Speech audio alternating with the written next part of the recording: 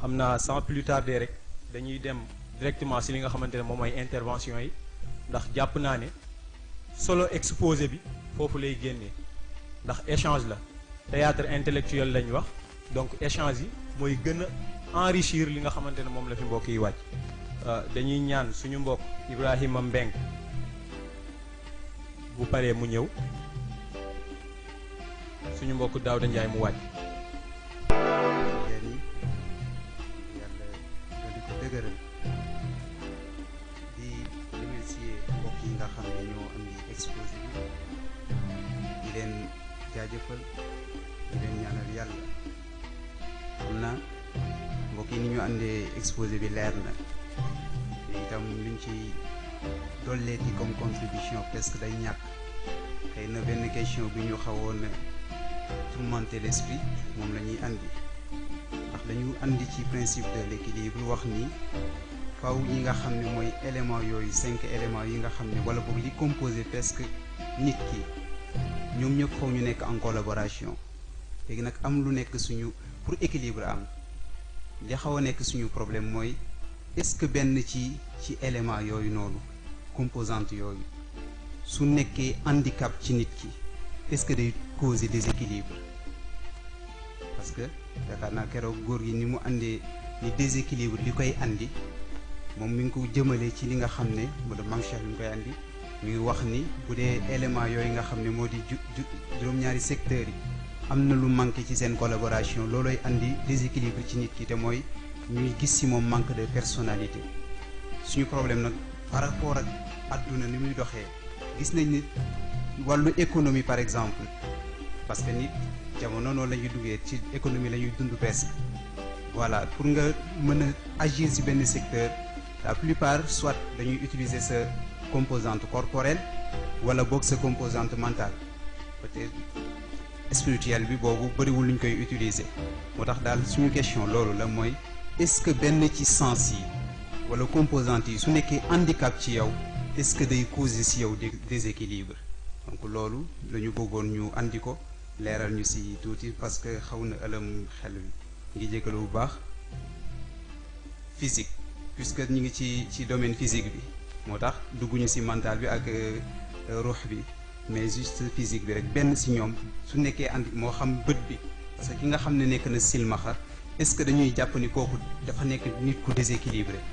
voilà loolu moo nekkoon question bi ñu ngi jégalu bu baax te di Cheikh ñu ngi lay ndokkeel bu baax ci weeru koor wi di la yóbbante suñu ziyaar ak suñu nuyoo ci góor gi jërëjëf.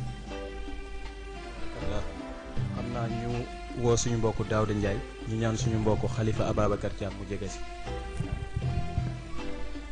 xam naa ñu wax salaamaaleykum wa rahmatullah ñu jiital ci nuyoo bi sëñ Seydou Cheikh di dellu di ziyaar waaye di masaw coono di nuyu ñi nga àndal ñëpp sang yi ak ñi nga xam ne ñoom ñoo teew ci Colisée de l'éveil bi xëy na ñun suñu d'abord dañuy remercier les exposants yi ñu indil ci entité wala boog dimension physique de l'entité humaine lu dellu ci composantes yi ak ci utilité yi xëy na suñu question benn bi mu saf brosser na ko parce que da ngeen tudd ci composantes yi ngeen indi les 5 wala bokk les 5 sens xëy na mu saf indi na ko parce que dañu bëggoon ngeen def distinction entre leur fonction et leur utilité mais Moustapha comme ni mu ko indee yaakaar naa dañuy dem rek ci beneen question bi ñuy amaat mooy dellu ci ba tey bi ngeen di dugg ci entité humaine bi ci composantes yi tudd ngeen les éléments wala bokk les 4 éléments de la nature comme ni ngeen ko indee mu dellu ci l'air l'eau le vent le feu ñu doon laaj foofu tudd ngeen it interaction bi wala bokk impact bi am ci éléments yooyu ñu doon laaj léegi bu fekkee nit la yooyu 4 éléments yooyu noonu seen impact ci nit surtout ci cadre jëfinam wala bokk jukkoom naka lañ koy appréhender xëy na loolu moo dellu woon ci suñu question di jégalu bu baax asalaamaaleykum wa rahmatullah. ñu ñaan suñu mbokk Khalifa Ababacar Thiam mu ñëw suñu mbokk Pape Morlo mu ñëw ci kanam jege si. ñu ngi nuyu suñu sang yi suñu sëriñ suñu maam Cheikh di nuyu ñëpp ñi nga xam ne ñoo ngi fi teew mu mel ni di itam jaajëfal suñu conférenciers yi ci yu am solo yi nga xam ne indi nañ ko peut-être suñu question suñu mbokk Daouda daf ko xaw a laal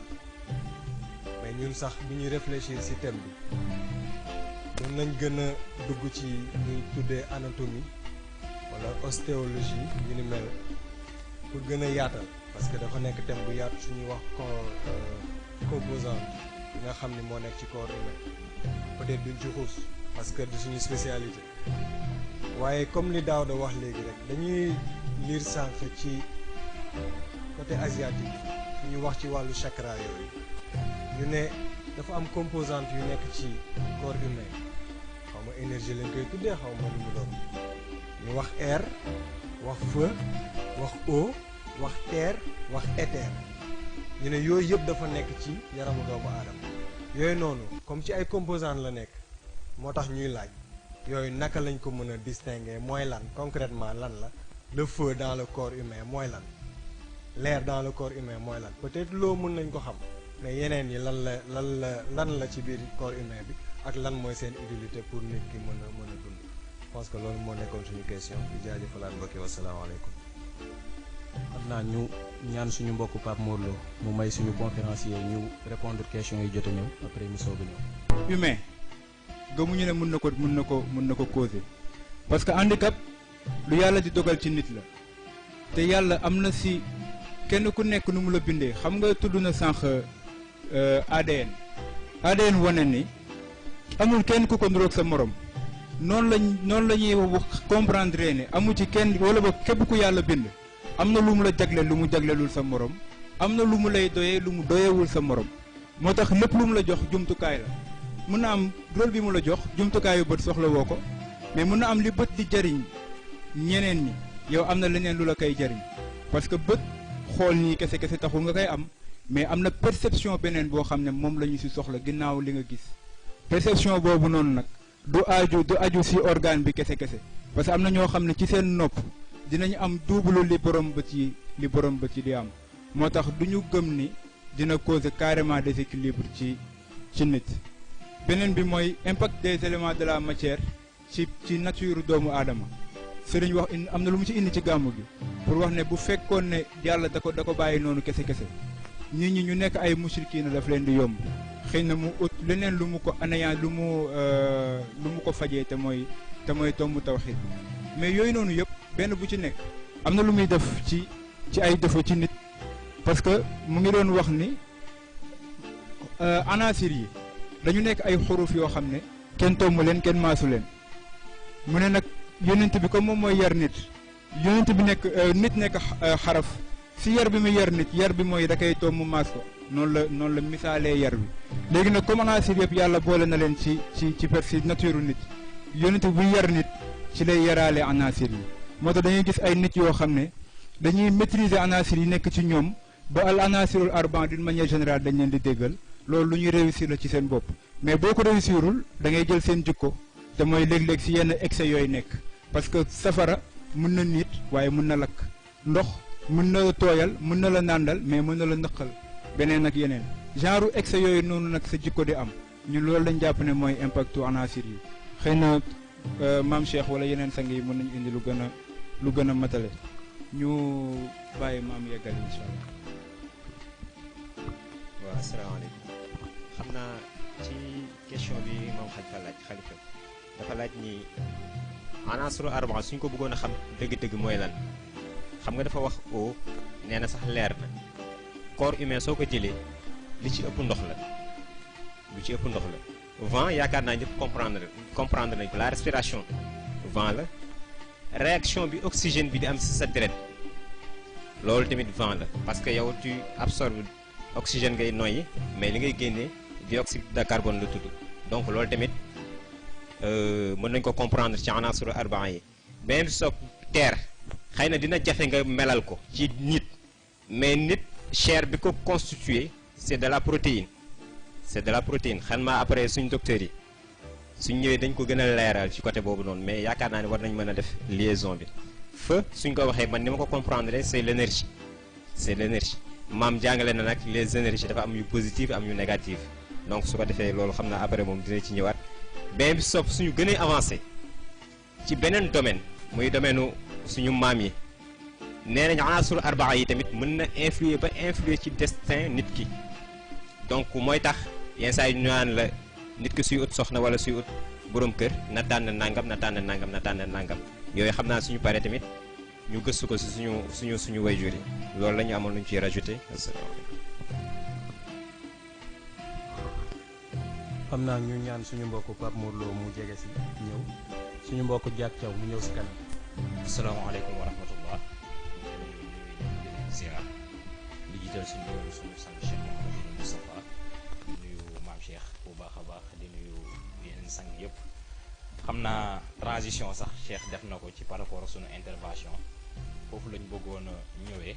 d'autant plus que tudd nañ al anasirul arbaa muy 4 éléments yi te 4 éléments yooyu dafa am ay boroomi xam-xam astrologue yi dañ koy utiliser di mën a def lu ñuy tuddee peut-être horoscope mën naa ko tuddee horoscope parce que bu ñu seetloo 12 horoscope yëpp bu ci nekk dafa am benn élément bu mu àndal kaat yi ñoo ànd ak maa bi yeneen kaat yi feu bi yeneen kaat yi 3 yi boobu du moins la moo ànd ak kii bi feu 3 yi ànd beneen 3 bi ànd ak ngelaw bi yeneen 3 bi ànd ak beneen bi stop léegi nag loolu bu fekkee dañu wax loolu par rapport ak destin wu nit ñi ak conséquence bi nga xam ne moom la élément yi am ci loolu est-ce que loolu nit mën na ko renverser bon wax nga ni comprendre fi may waxee par rapport ak nature nit ak élément yi intervention bi mu am est-ce que nit am na capacité wu renverser loolu noonu beneen bis topp mooy dañu wax sànq te du mu ngi ne ci jàppo bi mooy action rénovatrice instant bi muy jugee ci application bi ak pratique yi ni ko Serigne Moustapha ni melalee woon jëm ci yiw julli bi nga xam ne da ngay utiliser say cër kàbbar ngay def da ngay sëgg da ngay siggi da ngay sujjoot ak kaddu yi nga xam ne moom ngay tudd déjà xawaasul xam sa yëpp dina réagir ci ban étape lay jugewee ci état bu yaram bi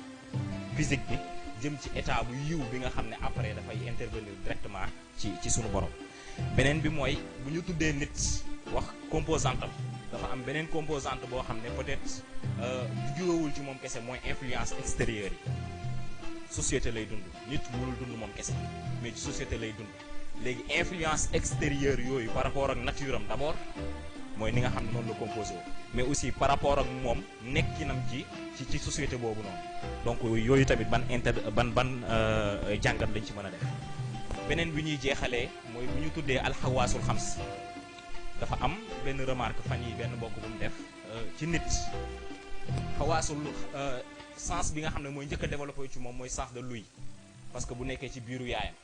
te bu deewee ouïe boobu noonu moom mooy mujjee dem ci moom est-ce que amul hiérarchisation ci diggante xawaasul xam say est-ce que amul moo jiitu bii topp ci beneen toppaat ci beneen toppaat ci ba mu jeex wasalaamaaleykum wa rahmatullah xam naa ñu ñaan suñu mbokk Diak Thiaw mu ñëw suñu mbokk Mouhamed Ndiaye mu wàcc. asalaamaaleykum mbokk yi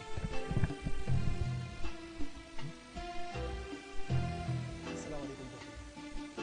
ñu leen di nuyu di ziar kilifa bi ak mbokk yi mu àndal di ziar mbokk yi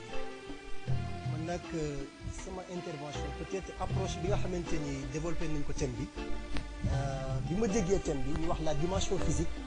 wax composante wax utilité dama doon xaaree ñu ñëwee plus ci composante yi dugg ci xool seen interaction ba nga xamante ni dañu xam ni composante yi bu taxawee kat utilité yi lii lay doon loolu laa doon xaaree ñun bu ñu commencé ci composante yi rek dañuy wax ci commencement bi ci jàppoo yi liir nañ ci composante yi ñu ngeen commencé ci peut-être cellule appareil jaar ci après organe doog a ñëw ci cellule te ñun ñi nga xamante ni peut-être dañuy liggéey ci domaine boobu parce que ci ñaari domaine mu nekk santé ak activité physique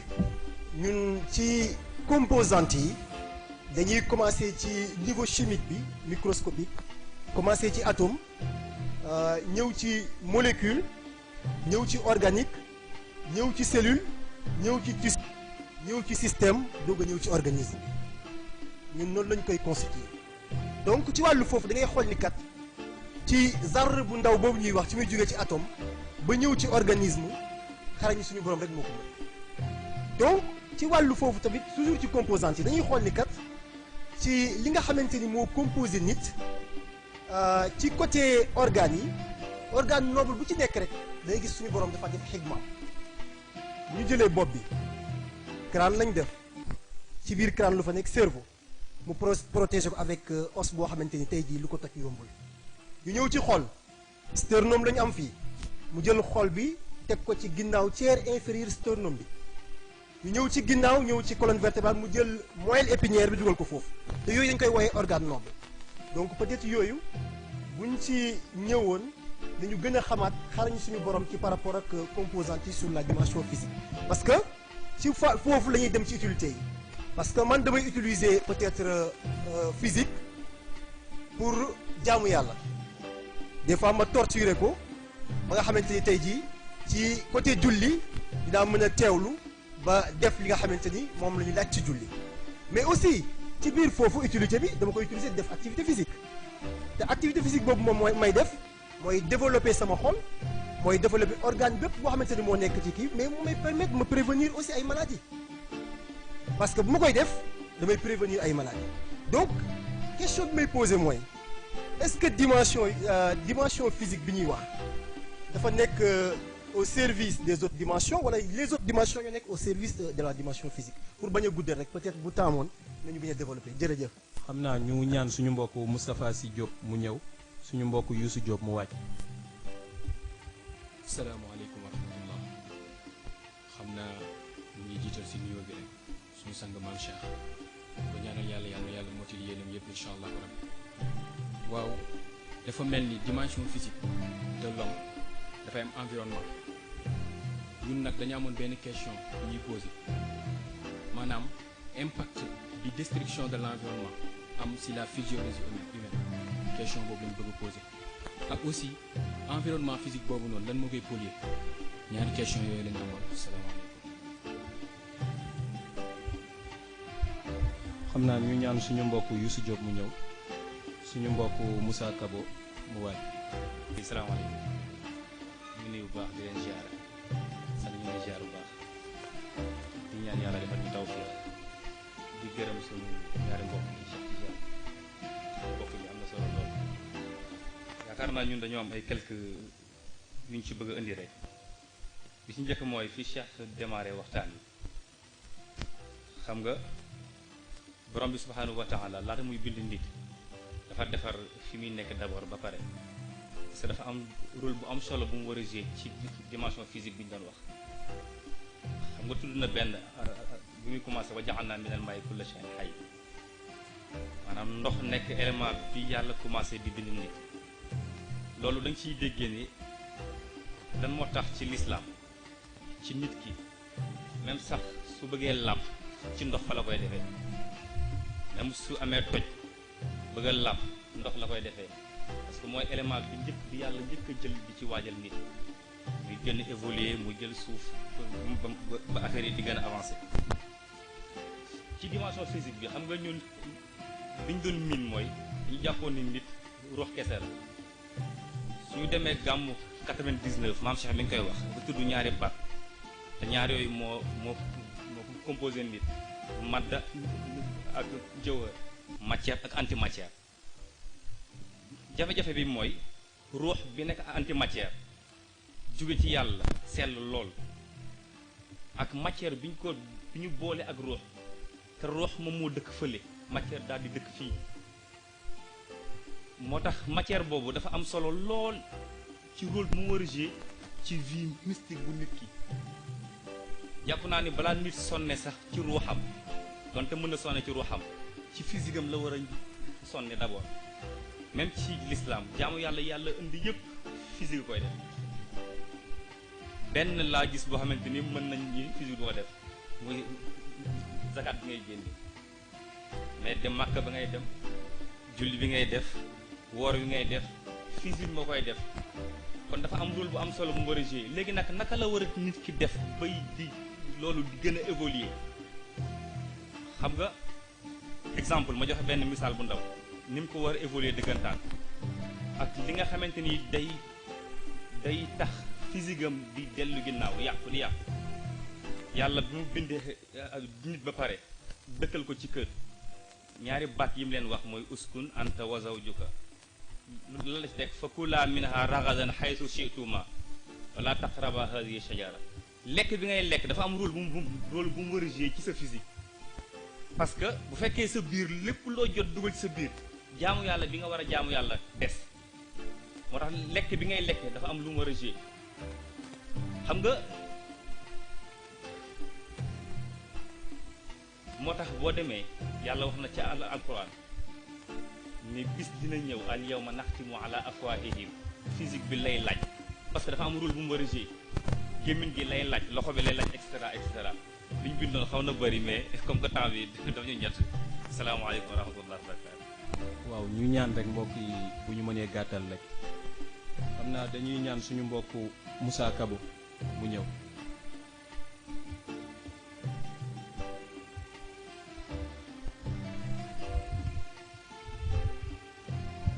asalaamaaleykum wa rahmatullah ñu ngi nuyu di ziar di njëkkee ci nuyu bi suñu subhaanallah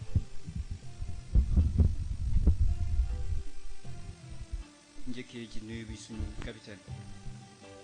maam Cheikh Ahmed Tidiane yàlla na ko yàlla sàmm xam naa damay profité di ci l'occasion di wax ni lisaanu xaal képp kuy jeune tey ci daayira bi am na luy yëngu ci yow muy lan muy sérieux bi ñu constaté ci yow muy lan muy pas-pas bi ñu constaté ci Serigne Moustapha muy sa détermination ñëpp a ngi lay ñaanal yàlla na yàlla matal ah xam naa ci thème bi rek ñun dañu gis ni dañu tudd composante tudd utilité ci wàllu composante bi dañu bëggoon rek partager benn relation bi nga xam ne dafa dox diggante la nature et la culture wala boog l'inné et l'acquis xam nga tey bu ñu nee inné ce sont des prédispositions yoo xam ne dafa am ci nit prédispositions yi mën nañu wax ni nit dafa war a mën a wax war a mën a wax et cetera et cetera mais en réalité man damay wax ni bon c'est ma position personnelle peut-être mën naa juum mooy l'inné n'est que ce que l'acquis en fait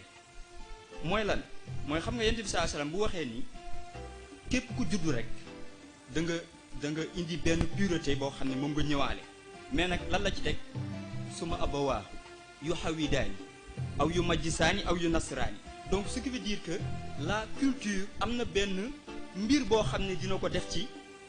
nit ki nga xam ne moom juddu na beneen bi mooy dafa am ci biir harmonie boobu noonu xam nga man damay misaale nit comme benn portable xam nga portable dama jàpp ni ruux bi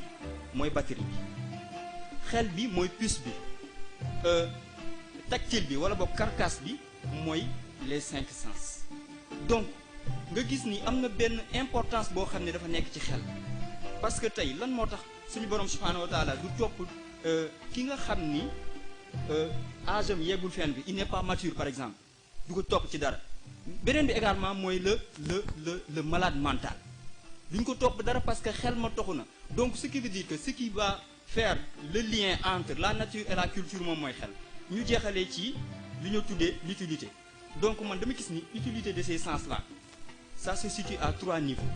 bi ci njëkk mooy la connaissance de l'environnement xam nga oustaz wax na sànq benn aaya wax ni suñu borom nee na sa nurihim ayatina fil afaqi wa fi anfusihim hatta yatabayyana lahum annahu al-haq ñaar la tudd mooy fii anfus mooy yow sa bopp d'abord fil afaq mooy l'environnement donc